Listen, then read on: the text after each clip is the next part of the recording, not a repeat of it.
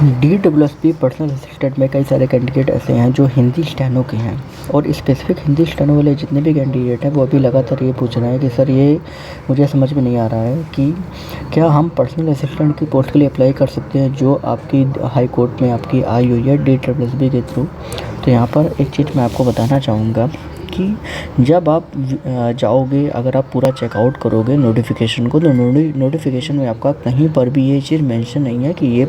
जो आपका वैकेंसी है वो हिंदी स्टेनो के लिए भी है। क्योंकि अगर आप वहाँ पे टाइपिंग में भी देखोगे, क्योंकि आपका स्किल टेस्ट में स्टेनो और टाइपिंग दोनों होगी, टाइपिंग पर भी 40 वर्ड पर मिनट लिखा है, लेकिन उसने ये स्पेसिफिक मेंशन नहीं है कि किस और किस में है,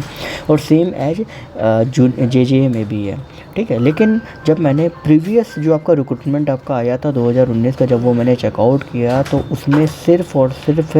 आपका इंग्लिश वालों का ही टाइपिंग का मेंशन था, ठीक है, अलग से कुछ भी नहीं था। तो जिस तरीके से 2019 को अगर हम देखें तो आपका ये जो पूरा रिक्रूटमेंट है वो आपका इंग्लिश स्टेनो के लिए ही आपका जो है वो आप सभी का आया हुआ है। तो जितने भी कैंडिडेट जो कहीं ना कहीं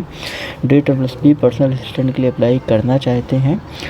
तो आप सभी के लिए एक मैं और ऑप्शन दे रहा हूँ कि आप सभी को कोई स्पेसिफिक पोस्ट अभी चूज़ नहीं करनी है। अभी सिर्फ क्या है कि आपको फॉर्म भरना है, क्योंकि फाइनल जब आपका